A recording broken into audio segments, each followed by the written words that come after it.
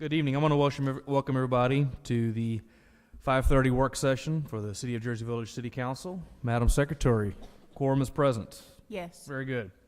Item B on our agenda this evening, discuss the city's fiscal year 2018-2019 FEMA HMA grant applications. Austin Blease, City Manager. Mayor, Councilor, and citizens, thank you for coming tonight to this work session. Tonight we're going to spend a little bit of time looking at the grant application that we're working to put together for the upcoming year. So first off, how it works, FEMA set aside $90 million in grant funding for federal fiscal 18 to implement measures to reduce flood losses, including acquisition, demolition, elevations, mitigation, reconstruction. So this is the flood mitigation assistance program. They've also set aside an additional $90 million for pre-disaster mitigation projects. That's the planning to reduce or eliminate long-term risk of flooding damage to structures. So, as everybody knows, one of the big pieces of that is the acquisition demolition grants or elevation grants. FEMA will pay 75% of the cost to elevate or buy out homes that are in the floodplain. They'll pay 90% of the cost if the home is a repetitive loss, or 100% of the cost if it is a severe repetitive loss. And a repetitive loss is a property that's covered by flood insurance and has incurred flood-related damage on 2 occasions in which the cost of the repair on average equaled or exceeded 25% of the market value of the structure at the time of the flood event. At the time of the second incident of flood damage, the contract for flood insurance contains increased cost of compliance coverage. So the increased cost of compliance is something that's through the NFPA. The severe repetitive loss, slightly different. If you've had a home that's been damaged 4 or more times, 4 or more separate claim payments, building and contents, have been made in the amount of exceeding $5,000, or 2 payments for the building only, and that's been made with the cumulative amount of such claims exceeding the market value of the insured structure. That makes it a high priority. So if you've had 2 claims which exceed the market value cumulatively, that makes it a severe repetitive loss. So elevations, one of the most common retrofitting methods is elevations. When a house is elevated properly, the living area will be at least 18 inches above the base flood elevation. Base flood elevation being the 1% or 100-year flood. So almost any home can be elevated, and the project must be cost effective. So prior flood loss or depth in the floodplain determine the benefit, and the method of elevation drives the cost of the benefit. Having all of the data from the long-term flood recovery study has really helped us to estimate the flood loss or the depth in each of the homes that we're looking at.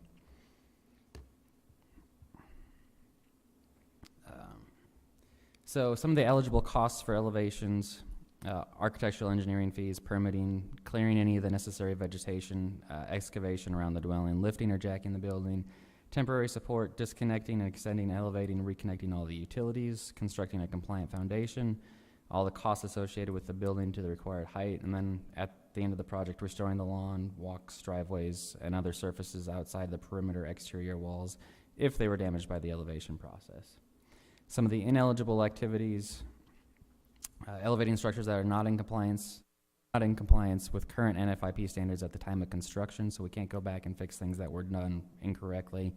Costs related to additions or auxiliary structures, including detached garages, construction of new decks or porches, any improvements for aesthetic reasons unless required by EHP compliance review, costs to replace or repair utility service components that are undersized, inadequately designed, or unsafe unless it's required by the code, exterior finish on exposed foundation of the elevated building unless required by environmental or historical preservation compliance, and then additional landscaping for ornamentation beyond what existed on site prior to the construction.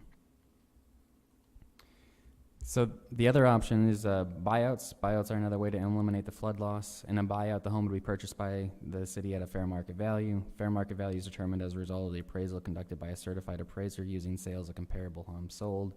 Once the home is demolished, the land becomes public property, designated via deed restriction as open space, so it will be the city's responsibility to maintain that property in perpetuity. They also offer mitigation reconstruction grants, where FEMA will provide a $150,000 grant to rebuild the home on the current lot. This covers construction costs of framing, roof, walls, flooring, fixtures, anything related to actually building a home.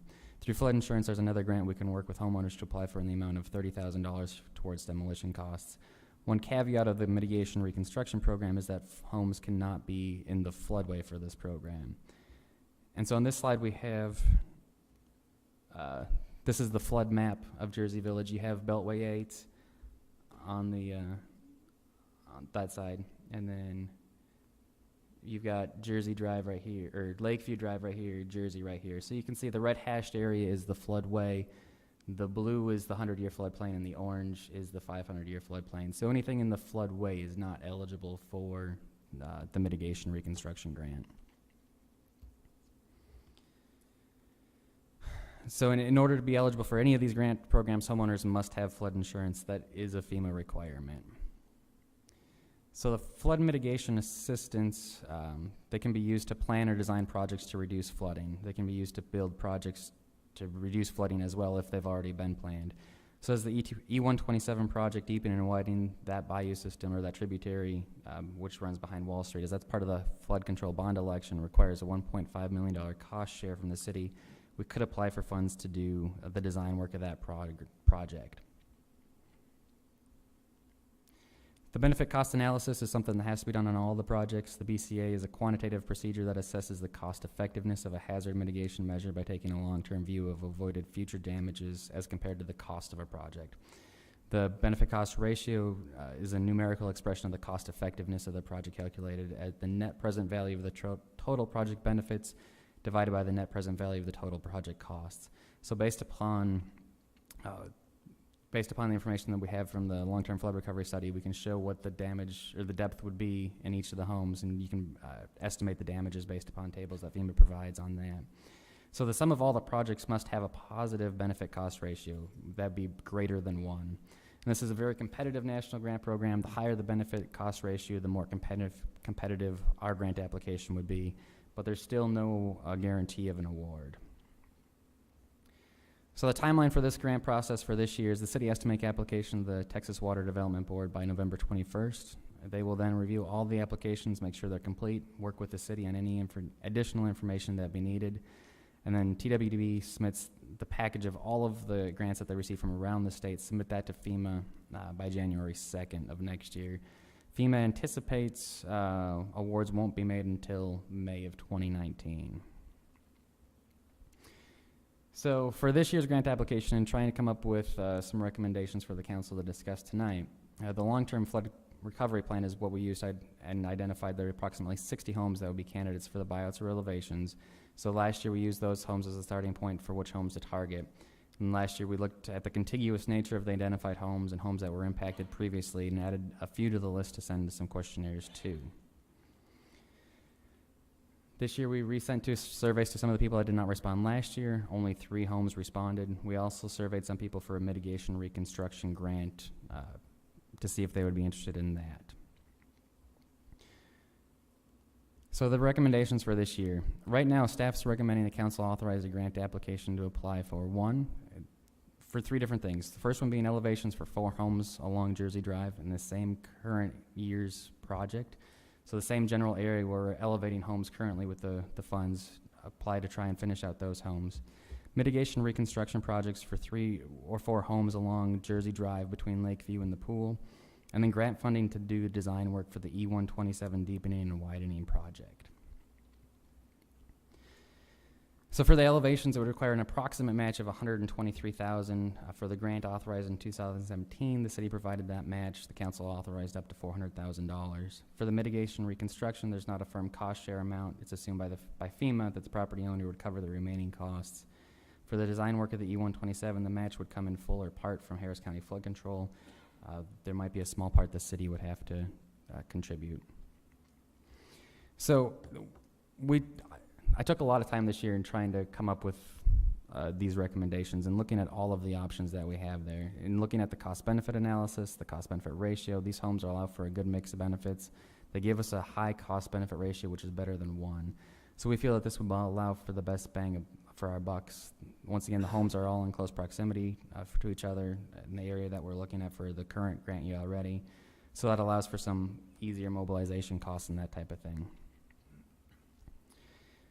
Elevations are preferable to buyouts unless buyouts can provide a greater benefit to reducing flooding elsewhere. A buyout means the city would have to own and maintain the property as green space. That means there'd be lost property tax revenue and new maintenance costs that we'd have to add into the city budget. We looked at possible buyouts along the E120 or E100. We asked flood control if buyouts would be helpful for them in completing the E100 project. They said that was not necessary. We asked flood control if buyouts would create more detention that would lower the base flood elevation, and they said that it would not. So we looked at homes all over that might qualify for these to see if we can have more detention somewhere, if we bought out a contiguous set of homes. Each time we talked with flood control about it, their response was it's not necessary. It would not impact the base flood elevation for other parts of the city.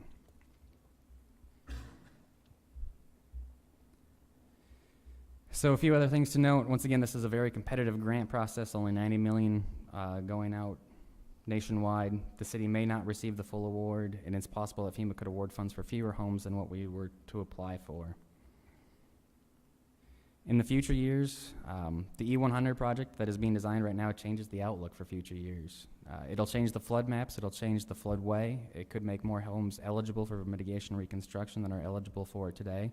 As several other areas around us are seeing tear down rebuild for storm damaged homes, it seems that that trend's moving this way, and mitigation and reconstruction is something that we might want to give strong consideration to.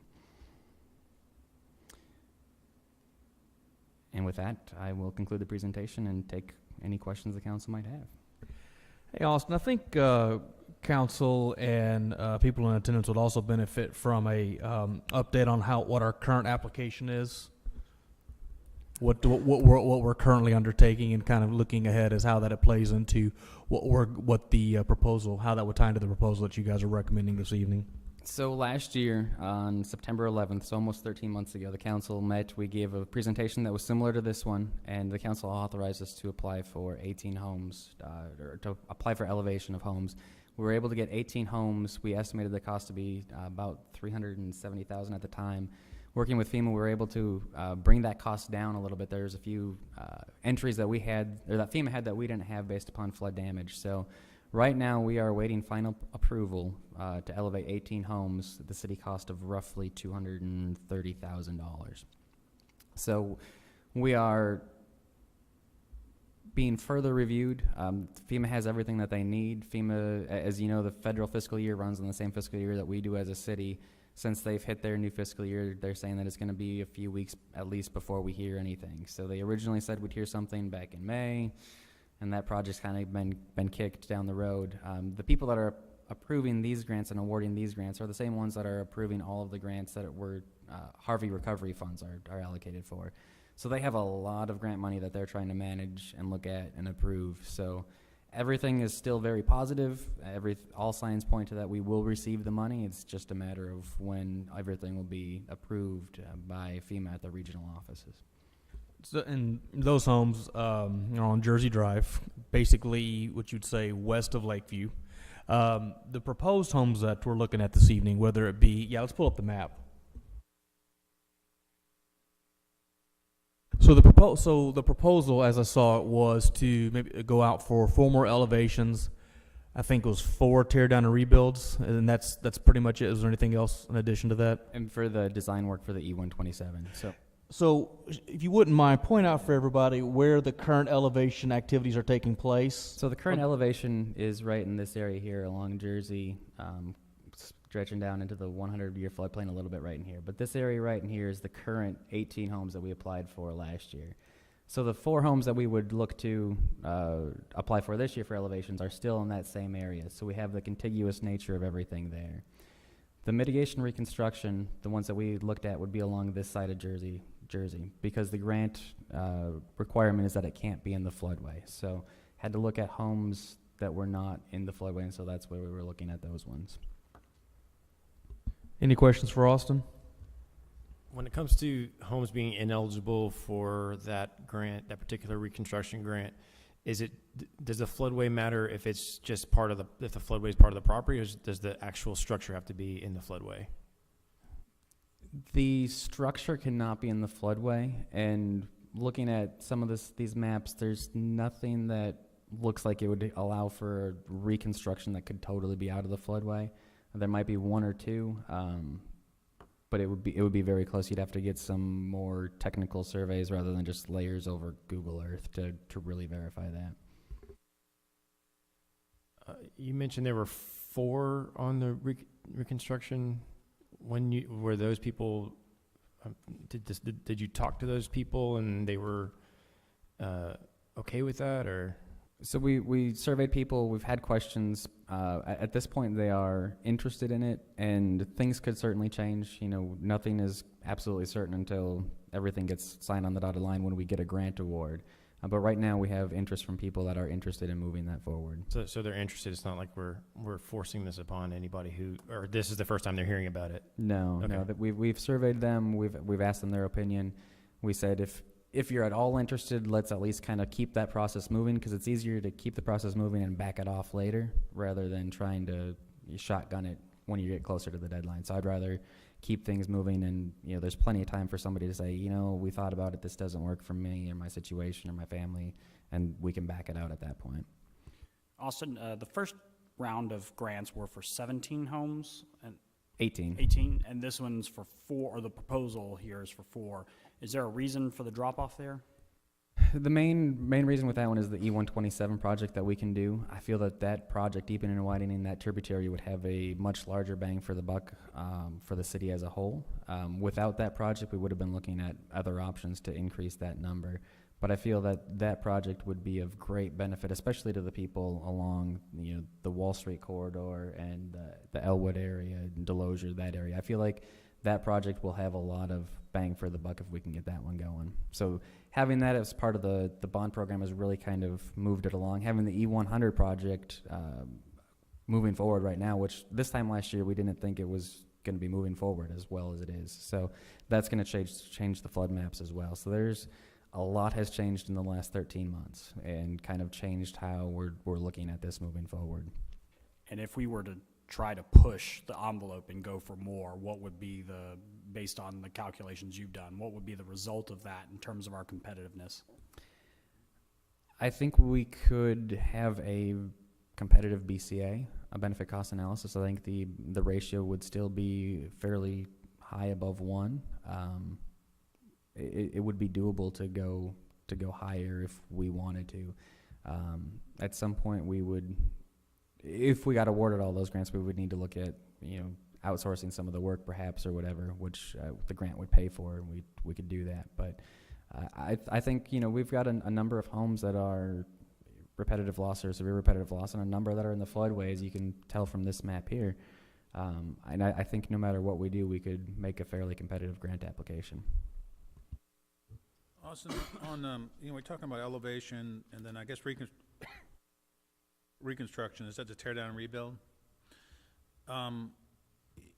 When you go out for a grant, if that grant is awarded, how in turn is that work done? Is that work done by a single contractor, or is a homeowner responsible? What's the mechanics of what happens if you do receive the grant? For a mitigation reconstruction type of thing, is the tear down rebuild, is that what you're? Elevation or tear down and rebuild. So the easiest way to do it, how we're doing it with the elevations, is we have to put an RFP out for companies that do this type of thing. And so we get however many responses from that, and we can do interviews and that type of thing, and then select the ones that we feel do the best work and would do the best work for us here in Jersey Village. So you'd have 2 or 3 companies on a short list, if you will, that individual homeowners could interview, get references, all those types of things, and the homeowners could pick one to work with to elevate their home. Same thing with the mitigation reconstruction, is where we could get qualified builders, or somebody could get at their own with that one. There's more flexibility in mitigation reconstruction, but the elevations you have to have pre-qualified. Okay, so we qualify them, but they in turn can pick them. Correct. Okay. Well, we had a 3-phase plan based on our discussions last September or whenever. And I was kind of expecting to hear something about phase 2 getting started, and I'm hearing only 4 homes. So I'm kind of thinking, and I'm thinking homeowners are too, that we should be a little more aggressive. So what's happened with phase 2 and phase 3? With the design work being in progress for the E100, with the opportunity to do the E127, we felt that E127 provides a lot more bang for the buck citywide. The E100 is going to change the flood maps and potentially allow some of these people that would only be eligible for elevations right now to be eligible for a mitigation reconstruction if they wanted to move that route. So it would give people more option in phase two than what they would have today. But this is a topic that I've thought a lot about, a lot of nights and weekends trying to figure out what's good ways to go about it. There's not an easy solution for moving forward with phase two. Phase 2 and 3, like we had looked at last year, at that point in time that made sense. But I feel with the progress that has been made with the E100 and the E127 being the bond project, that this is a good way to go forward. Kind of rolling the dice, huh? Yes, sir. And if council wanted to go with that phase 2 approach that we kind of discussed last year, we've got the data, we can go forward. We've got 6 weeks to pull together that grant application, and we could do that no problem. If that's the way that council would like to go, that's certainly an option. My personal thought is, if you're looking at competing projects, in other words, we could either do the E127 project or do X number of elevations. I think if there is an opportunity to impact more homes, I think that's your litmus test, is whatever impacts the most homes. What I would encourage you to do is to look to see where there may be an opportunity to do all the above. I mean, to the degree that it's possible. But obviously, I think it's ultimately going to boil down to the math. How does the BCA work out? What provides us the best opportunity to be competitive in a very competitive process? Obviously, you're going to know that better than we will. So basically, your approach is this year. Let's have more of an impact to the folks along the Wall Street corridor, Delosier. And in doing that, it could potentially change the flood maps for people that would be in phase 2 had we stuck with that kind of thought process. So you're impacting more people and potentially adding a third option down the road for people who may not want a buyout or an elevation. They want to maybe have a tear down rebuild, where right now they're in the floodway. And so E127 and E100 construction widening could take them out of the floodway and therefore eligible for that new third option. That's basically what I'm hearing from you.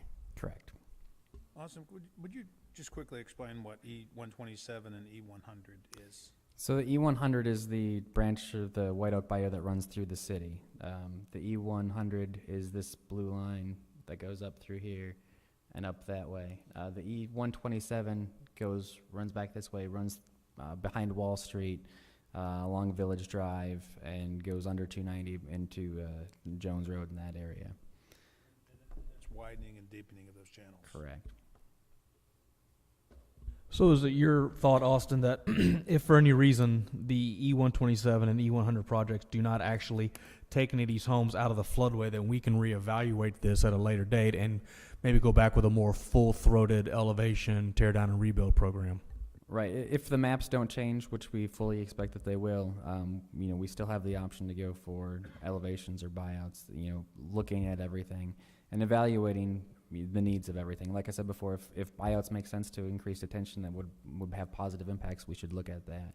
But if the maps don't change, if 2 years from now everything looking the same, we can still go after the elevations wholeheartedly. I don't think the E127 we're at a point yet where we have an estimated number of homes that would be affected yet, correct? Flood control has done some preliminary numbers, and they're still looking at that as we work together to get a BCA on that. Okay. And the E100 work, which is slated to start actual construction next year, is going to take several months, if not 2 years, to be completed. How long are we looking till those flood maps would even be revised? And I realize that's not your job. Your educated estimate of how far out are we looking? It could be a few years, absolutely. I mean, it would have to be something I think that would make sense for the county to request to be done after this project is done, is request FEMA to come back and do their modeling and look at that after the E100 is done. And if we're able to get the E127 done at the same time, we could have them look at everything. But it's not an overnight thing, that's for sure.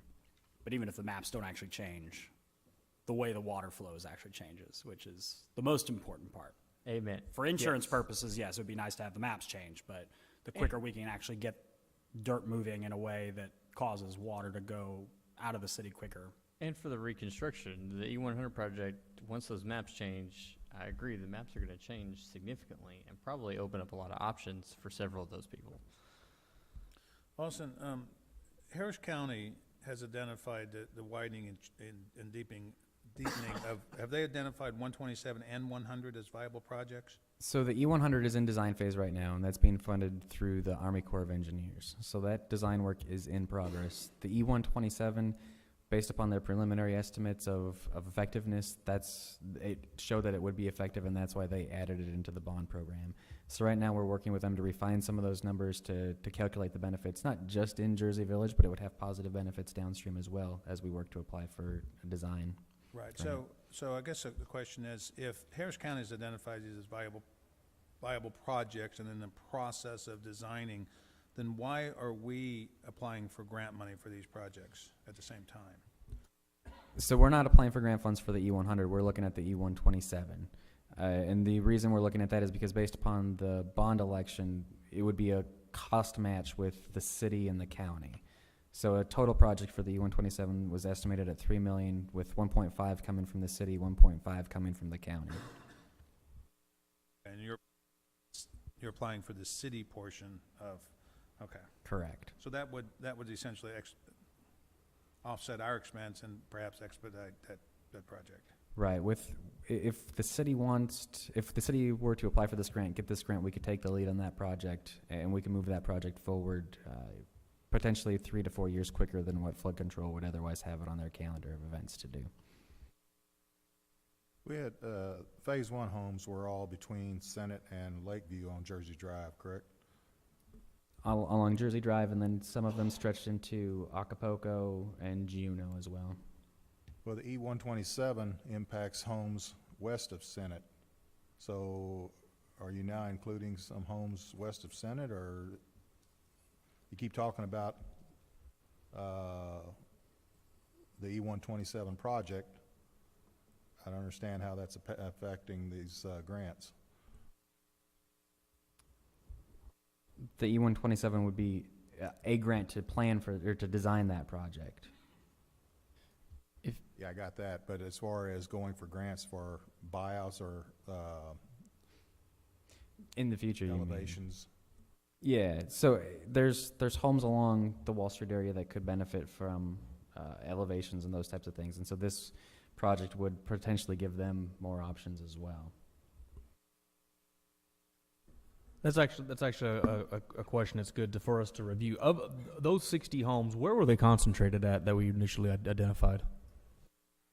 The majority of them are on the screen here. So we had a number in this area, and then in that area, and then over here on this side of the bayou as well. So My recollection was without having the numbers in front of the concentration was along that Jersey Drive, which was west of Lakeview, quite a bit of Jersey Drive east of Lakeview, and then a lot of the Philippine corridor, the Zalonis and the Hamiltons and area like that. right, yeah, this is definitely the bulk of those about 60 to 70 homes that got surveyed. There's some in the Wall Street, Capri neighborhoods as well that were on that list.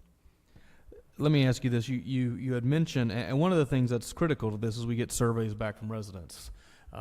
Because we have to have an accurate gauge of what residents are actually interested in, what program, and to what extent they're interested in it. Do we have, I know you mentioned we're not getting many back, so of course I would assume that the 4 that you've identified, we do have surveys back, right? For the mitigation reconstruction, correct. Do we have any surveys that would allow us to go above, and I'm not saying necessarily go above that number of 8 this year, but looking in future years, do we have the surveys necessary to do more of these types of programs? For a mitigation reconstruction? Any mitigation, buyout, elevation? For elevation and buyouts, we do. We surveyed, the 70 homes last year. We have all of that data already. So, we could move forward with that. Last year, we weren't really aware of the mitigation reconstruction, so that's a little bit of a new program. We could certainly survey those that are currently outside of the floodway to see if anybody outside of the floodway would be interested in that. Trying to target those homes that, are the repetitive loss, severe repetitive loss, those types of things.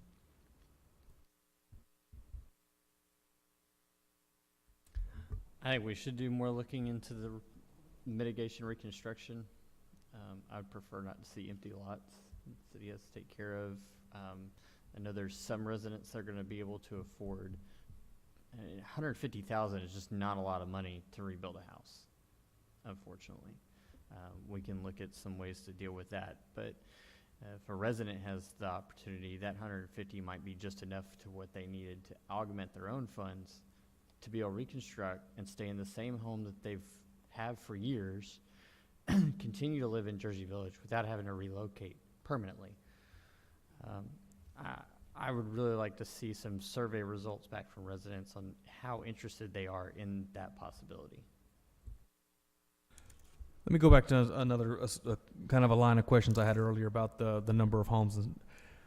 Are there any? Is 8 basically the most amount of homes that we have identified that we can work on as we wait for E127 and E100 work? Or in other words, are there other properties that, let's just say hypothetically, next year, year 2, as E100 is undergoing its work, it's being engineered, it's being excavated, all that. Are there other homes that we can continue to work towards that taking care of? The whole goal is to eventually get those 60 homes out of harm's way, whether it's elevation, whether it's buyout, whether it's tear down or reconstruction. Are there other homes we can continue to identify as being, these homes have to be elevated regardless of what happens in E100, and is that something that we can continue to go for grant funding as E100 is going on concurrently? Absolutely. We'd be looking at, a little bit more outside of this area that's on the screen here. We'd be looking into some of the Wall Street, Capri, Crawford areas, which at this point in time, with Wall Street being projected to be torn up and doing that whole work, it would not be a good time to try and rebuild a house on that area. So that's why we're not looking at that at the moment. But yeah, there are other homes, there are other severe repetitive loss homes around the city that we could target outside of what's on the map right here. And the reason why I ask that is, looking forward into future budgets in the next several years, I would recommend the city continue to identify those properties, whether it's 4 or 5 here or 5 or 6 here. But we don't want to lose momentum on this. We don't want to lose sight of the importance of tackling all of those 60 identified homes. And so we had an initial hit of 18. This proposal is 8 more in this upcoming next year's budget. Then we need to continue, and then as E100 is undergoing its work, we continue to identify another 4 or 5 or 6 or 7, and we just keep doing that. And then as E100 hopefully gets completed, that may change that 60 homes. It may reduce it, whatever the case may be, because some of those homes are a little less in harm's way. But I guess the ultimate point I'm trying to make is that we continue to identify those homes. We continue to go out for grant awarding for elevations and tear downs. Not lose sight of that and make sure we keep the momentum going. Any other questions for Austin? So there's actually no action to be done in the work session. We do have these items on the special session. We can ask some additional questions of staff at that time. Is there any more discussion for the work session this evening? All right, very good. This will actually adjourn our work session, and we will reconvene the special meeting agenda at 7 o'clock this evening. This work session is adjourned.